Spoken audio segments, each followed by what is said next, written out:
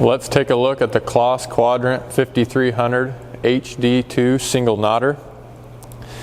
We have the knotter removed and it's right here in front of me. We can take a little bit closer look at just how the tying process is done on the single knotter. So our knotter, it does make a loop knot. We're only making one single knot compared to a lot of manufacturers, balers are having a double knotter. This process is just simplified a lot. There's a lot less adjustments that can be made, and it's just really nice in terms of knowing what solutions you need to do or what adjustments you need to make if you do experience some type of error. To get a little bit better idea of how the bale is being formed and how the tying process takes place.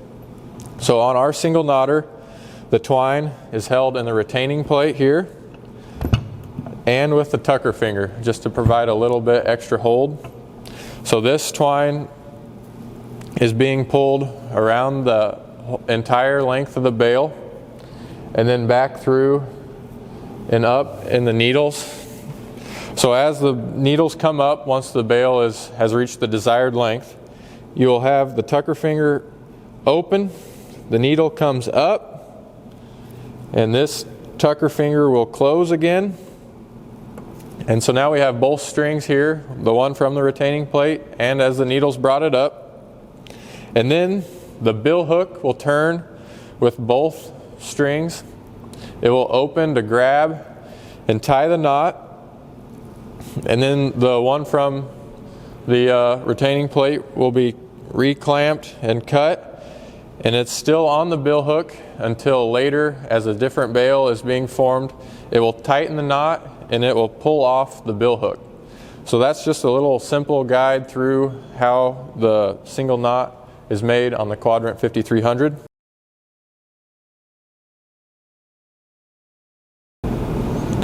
On all knotters, you're always going to have some adjustments that need to be made.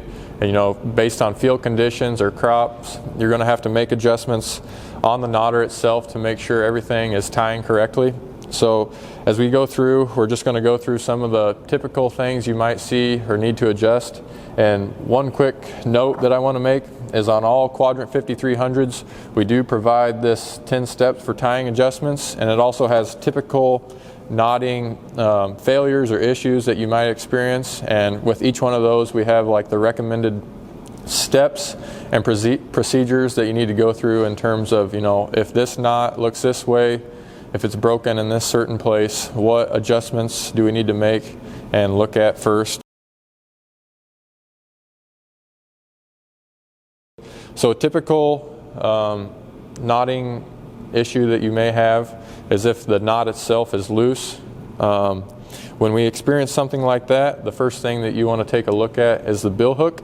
That means usually that the bill hook was not tight, the clamping force on the bill hook was not tight enough because it's being pulled off too easily. So we want to take a look at the bill hook. The spring to tighten that will be right here. With all the adjustments made, it's recommended that you only do like one turn because it can really affect that a lot. Also, if that happens to not be the issue, you want to take a look at the bill hook to see if it has a lot of wear, because it could be needing a replacement. Next, we'll look at if we experience the knot being stuck on the bill hook. This can really cause an issue. You get almost a rat's nest on the bill hook, and sometimes the next bale tying cycle will go again and it just builds up bad. So what we need to look at is the bill hook, and that usually means that our bill hook clamping force is too tight because the plunger load was not able to pull the string off the bill hook. So that's when we go back, we will have to decrease the force on the bill hook, and that's here with this adjustment on the spring here. Once you decrease that, the plunger load should be enough to pull that knot off the bill hook.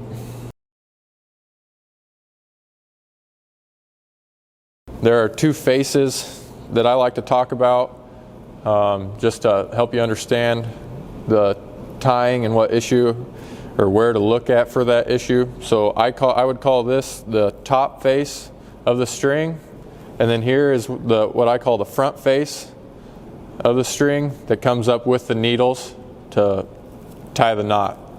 So one of the issues that you may experience when there is no knot in the top string, what that means is that usually you had a twine disc pullout. So the twine that was supposed to be held in the twine disc and retaining plate was pulled out so that there was no knot completed in this end of the string. So what we need to look at on our twine disc is this adjustment here on this spring. We need to increase the clamping force on the twine disc. That can be done right here. Once that adjustment has run out, we need to start looking at wear and replacing items. So we have the retaining plate and the twine disc that can be replaced. On the retaining plate, you need to check for like the grooves. Those grooves, you know, they come in crucial when we're talking about clamping and holding on to that twine once the twine disc is turning. So those can be replaced, and it's important just for the roll pins to make sure they're aligned properly and just to make sure there's no play there. So once those are all good, you know, that should fix any issue with having a twine pull out. It's important though, once you're making those adjustments, to make sure that when you're adjusting the bolt to change the force, that we're only taking about one turn at a time, because one turn can really affect that clamping force.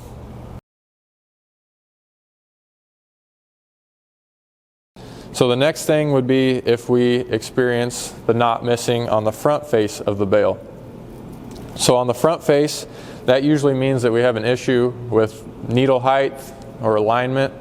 So a lot of that can be done, and as mentioned all on the card here, how to adjust the needle height or alignment and position, because we want to make sure that as the needle is bringing the string up, we're running right along here. We have a little bit of force on the knotter itself, not too tight that we're really, you know, making a groove and wearing into the knotter, but we just want to make sure that we're bringing it in the same each time. So that's something that we really need to look at, and those adjustments can be made, and they're mentioned on our card here. Another tying issue that we may need to look at, or that some people may experience, is when the knot is made but the ends are a little bit frayed from the clamping force on the twine disc. What this can cause is that once the bale exits the chamber, you know, while the bale is in the chamber, there's a lot of tension and compression still on the bale, so the twine is loose. But once that bale exits and the bale expands and more tension is put on the twine, it can cause that twine to break if the twine is frayed a little bit. So sometimes what we want to do to fix that is we want to go back and look at our twine disc. It can be too tight. We have too much clamping force on there, so that, you know, we're clamping that twine so tightly that it's becoming frayed, and it's making it easier to break after that bale exits the chamber. So we go back, once again, you know, make the adjustment on the twine disc, one turn at a time, and we just want to make sure on our clamping plate or our twine disc that there's no burrs. So if, you know, that doesn't fix the problem, just making the adjustment on the force, we want to make sure we go and everything is smooth on the retaining plate and the twine disc, or even check all along the you know, tucker finger, all along the path where the needles come through. You know, everything should be smooth, no burrs.